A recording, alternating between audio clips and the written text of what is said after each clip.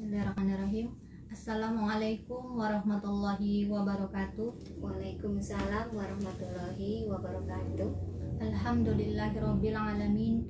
Assalatu wassalamu ala asyrofil anbiya'i wal mursalin wa ala alihi wa sahbihi ajmain. Amma ba'du.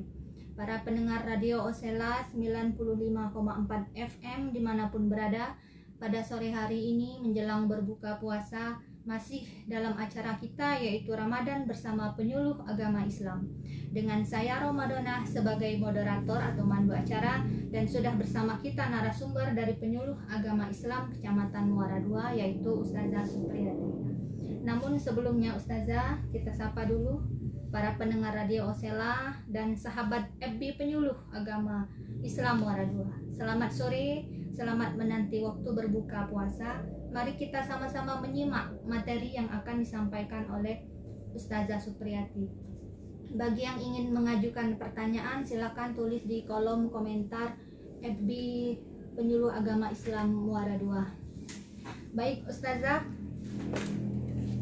apa kabarnya Ustazah? Assalamualaikum. Alhamdulillah baik. Waalaikumsalam warahmatullahi wabarakatuh. Ustazah. Ya Ustazah, sekarang hari ini adalah hari ke-13 kita menjalankan ibadah puasa. Bagaimana Ustazah? Alhamdulillah, insya Allah masih semangat ya puasanya ya. Alhamdulillah. Baik Ustazah, tema kita pada sore hari ini yaitu berkenaan dengan tips bagaimana cara kita untuk mengajarkan anak berpuasa sejak dini. Kepada Ustazah Supriyati kami persilakan untuk menyampaikan materi. Baiklah, Assalamualaikum warahmatullahi wabarakatuh. Bismillahirrahmanirrahim. Alhamdulillahirabbil alamin. Assalatu wassalamu ala asrofil anbiya'i wal mursalin wa ala alihi washabihi ajmain. Amma ba'du. Puji syukur atas kehadirat Allah Subhanahu wa taala yang telah melimpahkan nikmat sehatnya sehingga di hari ke-13 Ramadan tahun 2021 ini insya Allah kita masih dalam keadaan sehat mengerjakan puasa. Dan tak lupa kita sampaikan salam dan salawat kepada baginda Nabi Muhammad SAW yang insya Allah syafaatnya kita harapkan di hari kiamat nanti. Baiklah para pendengar radio Osela dimanapun berada, khususnya untuk wilayah Muara II dan sekitarnya, serta para pemirsa FB Penyuluh Agama Islam Kecamatan Muara II. Baiklah, pada sore hari ini saya akan sedikit berbagi materi tip bagaimana mengajarkan anak berpuasa sejak dini ya Ustazah ya. Baiklah, bismillahirrahmanirrahim. Saya kembali mengingatkan pada pertemuan di hari keempat Ramadan kemarin, saya sempat berbagi materi tentang bagaimana mengajarkan berpuasa kepada ibu hamil dan menyusui ya Ustazah ya. Jadi di sini sebenarnya untuk sebagian besar secara awam ibu-ibu atau para orang tua taunya mengajarkan anak berpuasa sejak kecil atau sejak dini. Padahal yang perlu kita ketahui dari Al-Quran ya, bahwa kalau kita mau mendidik anak bukan soal hanya berpuasa saja ya, bahwa ilmu di Al-Quran itu kan sangat luas penjabarannya. Cuma untuk materi sore ini adalah tentang bagaimana kita mengajarkan anak berpuasa sejak dini atau kecil. Tapi di sini saya akan sedikit menekankan bahwa kita ini mengajarkan berpuasa juga sebenarnya bukan hanya sejak dini Ustazah, tapi kalau bisa sejak dalam kandungan ya. Kenapa saya katakan kalau bisa? Hari saya bahas bahwa bersyukurlah untuk ibu-ibu hamil di Ramadan tahun ini kalau bisa mengerjakan puasanya ya. Karena tidak banyak juga ibu yang hamil pada bulan Ramadan tapi tidak bisa mengerjakan puasa Ramadannya karena mungkin kondisi fisiknya ya atau kondisi janinnya. Jadi manfaatkanlah dengan semaksimal mungkin, sebagus mungkin ketika hamil di bulan Ramadan dan bisa mengerjakan ibadah puasanya. Karena disinilah kesempatan emas cara terbaik kita mendidik anak kita ya. Jadi Kalau memang sudah sejak hamil sudah bisa diajarkan berpuasa, ya syukur alhamdulillah. Tapi kalau memang tidak bisa, ya kita awali dari kecil atau dari dini. Nah, biasanya rata-rata para orang tua ini kebanyakan bertanya ya, kira-kira usia berapa sih anak itu diajarkan berpuasa? Sebenarnya relatif ya, karena fisik setiap anak itu kan beda-beda. Kalau saya dari anak pertama sampai anak ketiga, dari mulai usia 3 tahun pertama kali saya mengajarkan berpuasa, Ustazah ya. Jadi untuk anak-anak yang dalam tahap belajar berpuasa, kita ajari dulu nih puasa setengah hari ya. Tapi karena kita kalau punya anak mungkin lebih dari satu, tiap anak kan beda-beda tadi ya kemampuan. Jangan kita paksakan harus setengah hari. Kalau memang dia jam 10 atau jam 11 minta buka, kita kasih saja Ustaz. Jangan dipaksa, kasihan juga kan, karena masih proses belajar tadi. Nah, nanti kalau sudah berbuka, kita suruh lanjut. Kita kenalkan, kita kasih pengertian juga ke anak bahwa karena kakak atau ayu atau adik belum bisa berpuasa penuh, kita belajar dulu sampai jam sekian. Kalau memang sudah berbuka, kita lanjutkan. Semisalnya dia tidak bisa sampai maghrib, ketika asar minta buka lagi, kita turuti saja, tidak apa-apa kan. Namanya prosesnya bertahap. Nah, nanti dengan seiring berjalannya usia, pemahaman, insya Allah dari setengah hari lambat laut anak-anak akan bisa puasa dengan berfull 1 hari penuh ya. Nah, yang kedua adalah kita tahu Ustazah, anak-anak ini paling senang dengan yang namanya permen, coklat, es krim ya. Sedangkan makanan tersebut menurut dokter kurang bagus ya untuk dikonsumsi anak-anak, apalagi dalam jumlah berlebihan. Nah, dengan adanya bulan puasa ini, kita ajarkan anak, yang poin kedua tadi adalah ajarkan anak berpuasa dari mulai jajanan yang disukainya. Maksudnya seperti ini tadi Ustazah. Tadi saya jelaskan rata-rata anak kecil itu suka permen, coklat ya, sama es krim. Usahakan ketika bulan Ramadan anak-anak itu jangan ketemu jajanan yang dia sukai tapi tidak baik untuk perkembangan dia ya. Nah, jadi usahakan jangan kita belikan, jangan sampai dia juga minta atau kita turuti membelinya ya. Usahakan paling tidak selama puasa saja. Dan yang poin ketiga, akan mengajarkan berpuasa, kita kasih penjelasan nih ke anak kita ya Ustazah. Apa sih manfaatnya puasa? Apa sih maknanya mengapa kita harus berpuasa? Payah-payah menahan lapar, haus ya. Kita kasih nih penjelasan ke anak, tapi jangan lupa kita sesuaikan penjelasan itu sesuai dengan umurnya. Tentu kita akan menjelaskan anak yang sudah sekolah dengan anak yang belum sekolah pasti beda ya. Tingkat pemahamannya beda. Biasanya kalau saya, pengalaman saya nih Ustazah, kalau anak yang belum sekolah, yang nomor 3 nih, saya kasih pengertiannya seperti ini. Nak, kita berpuasa ya, supaya apa? Supaya kita disayang sama Allah. Kalau Allah sayang sama kita, kita dikasih rezeki. Jadi dia ngerti, oh kalau kita puasa disayang Allah, kalau tidak puasa Allah tidak sayang. Pemahaman simpelnya anak seperti itu kan. Nah, kalau dengan anak yang sudah sekolah, pernah saya ditanya yang tua, waktu itu masih SD kelas 2, Bu, kenapa sih kita harus puasa, nahan lapar, haus, capek-capek katanya ya, enakan tidak puasa. Jadi kita kasih penjelasan mengapa nak kita nih umat Islam wajib puasa ya. Karena kalau puasa itu paling tidak seperti ini, kamu pernah tidak melihat orang lain yang ibaratnya mau makan, dia harus susah payah dulu nih, harus kerja dulu, atau mungkin dia mau makan nasi harus nunggu dulu beberapa jam. Nah, nyari biayanya dulu untuk beli berasnya atau apa. Ibaratnya tidak seperti kita mau makan nasi setiap saat, sehari berapa kali bisa ya. Sedangkan orang itu tidak seperti kita karena nasibnya beda. Jadi dari situ nak kita bisa merasakan bagaimana susahnya orang lain yang mau makan nasi tidak seberuntung seperti kita ya.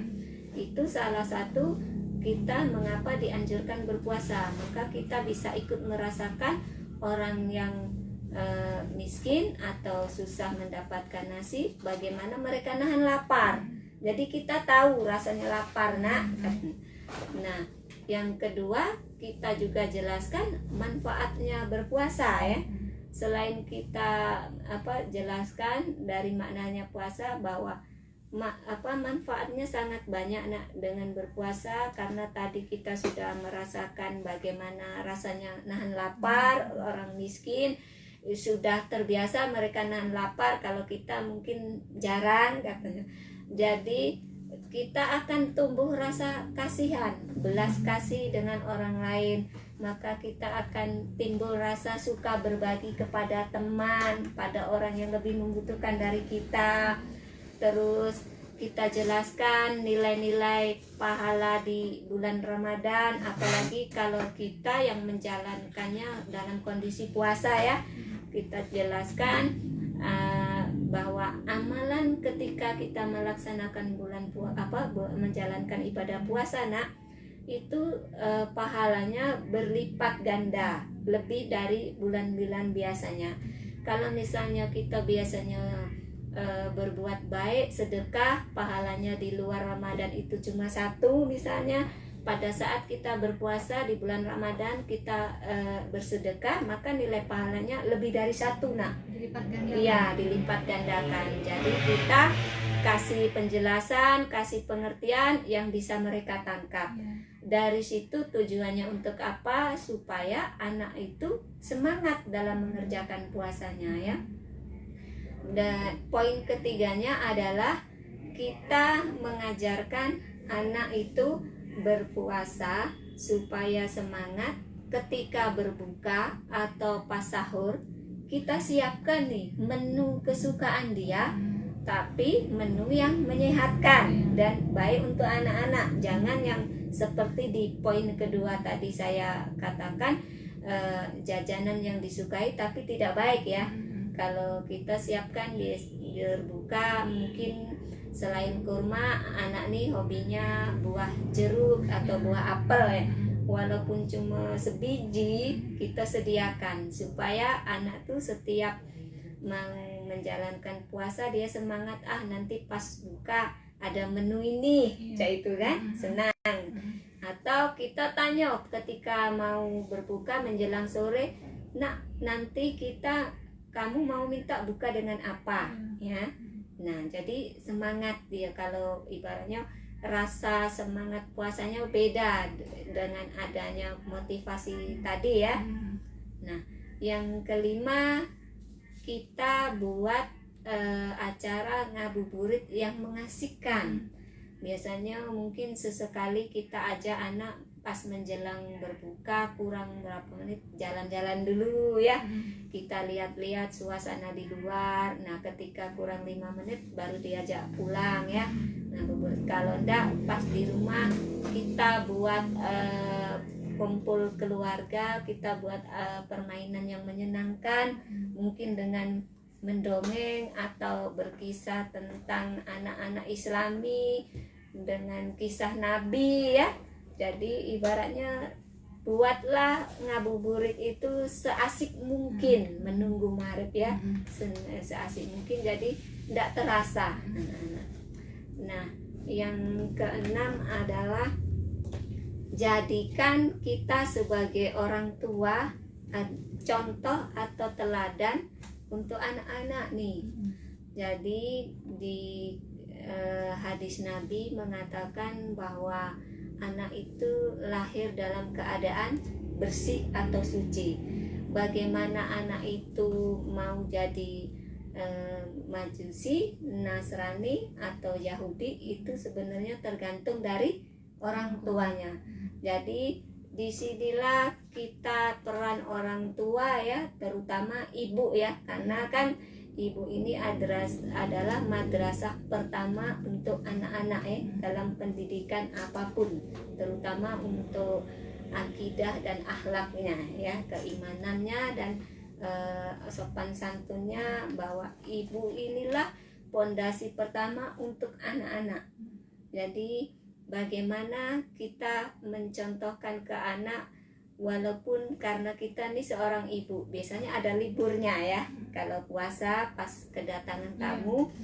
Nah, jadi jangan sampai ketika kita libur di depan anak nih, dengan sengaja kita mungkin mencicipi makanan atau berbuka ya, walaupun memang kita kondisinya tidak boleh berpuasa, tapi karena disinilah peran ibu menjadi contoh teladan yang baik untuk anaknya, terbaik untuk anaknya ya. Jadi usahakan jangan sampai soalnya pengalaman saya pernah Ustazah ya, waktu itu anak kedua saya bertanya, ibu tidak puasa kan? Katanya kalau tidak sholat berarti tidak boleh puasa kan? Kalau kondisi libur berarti kita tidak sholat. Nah, jadi waktu itu kesalahan saya, karena dia belum sekolah TK, saya jawab ya, iya karena kondisinya ibu kan berdarah jadi tidak boleh berpuasa, dan dia naik sepeda jatuh, luka lecet, jadi berdarah, dia berbuka puasa ya. Dia jawab pula, kan kata ibu kalau berdarah tidak boleh puasa. Jadi itulah baru tersadar, ternyata hati-hati dalam memberikan pemahaman ke anak tadi ya, sesuai pola umur. Jadi disitulah saya baru sadar ternyata salah memberikan pemahaman, maksudnya berdarah tadi ya, dia tunjukkan lukanya memang berdarah, jadi dia batalkan puasanya. Nah, jadi disitulah kita sebagai peran orang tua, terutama ibu, bahwa sangat penting ya untuk mendidik anak menjadi contoh bagaimana yang bagusnya berpuasa. Dan yang tak kalah penting supaya anak semangat menyambut puasa Ramadannya tiap tahunnya dengan gembira adalah ketika menjelang Idul Fitri tiba ya. Karena anak-anak itu paling senang ketika, jangankan anak-anak Ustazah ya, kita orang tua atau orang dewasa, paling membahagiakan orang berpuasa itu ya dua. Pertama adalah ketika menjelang berbuka dan ketika Idul Fitri tiba ya. Begitu pula anak-anak, pas Idul Fitri tiba, kasihlah kita nih reward atau hadiah ya. Bisa berupa THR atau baju, biasanya kita belikan satu bisa dua, atau mainan, atau request permintaan dia ketika lebaran nanti hadiah puasanya mau apa. Jadi kita kasih pas ketika puncaknya malam Idul Fitri atau paginya di Idul Fitri, hadiah atau reward anak-anak menjalankan puasa. Nah, jadi mungkin kurang lebihnya itu Ustazah ya, bagaimana tips mengajarkan anak puasa sejak kecil. Mungkin kurang lebihnya, kalau masih mau ada yang ditanyakan silakan. Begini Ustazah, berkenaan dengan tips mengajarkan anak berpuasa ini, apakah cuma perlu peran ibu, ataukah peran ayah, ataukah keduanya memiliki peran yang sama besar Ustazah? Kalau namanya teladan contoh paling bagus itu adalah di keluarga ya, kedua orang tuanya. Cuma kalau namanya memang secara di Quran surah Luqman ya, itu bahwa Luqman itu seorang sahabat Nabi ya, bukan ini seorang Nabi tapi seorang sahabat Nabi yang sangat soleh. Jadi walaupun dia seorang ayah ya, tapi untuk pendidikan anak sangat memperhatikan ya. Jadi sebenarnya alangkah bagusnya kalau suami istri atau seorang ayah ibu itu kerjasamanya bagus, maksudnya dua-duanya berperan. Ya, ilmunya dua-duanya sama ya, sama-sama mengerti bagaimana cara mendidik anak, apalagi tentang akidah dan akhlak ya. Tapi biasanya secara nyata prakteknya di lapangan paling banyak peran ibu. Kenapa? Karena anak-anak nih lebih cenderung dekat ke ibunya ya. Jadi tapi sangat digarisbawahi di Al-Quran juga bahwa peran ayah tidak kalah penting. Jadi kalau memang bisa dua-duanya sangat berperan penting. Cuma kalau memang mungkin situasi kondisi tidak memungkinkan, mungkin ayahnya bekerja ya, lebih banyak di luar ya, itulah yang tadi saya katakan. Kembali ke ibu. Iya, peran yang paling besar adalah ibu ya. Itu Ustazah. Baik, terima kasih Ustazah untuk ilmunya pada sore hari ini. Baik para pendengar Radio Osela dimanapun berada, juga sahabat FB Penyuluh Agama Islam Kecamatan Muara II, semoga bermanfaat ilmu yang telah disampaikan oleh Ustazah Supriyati. Saya akhiri, wassalamualaikum warahmatullahi wabarakatuh. Waalaikumsalam warahmatullahi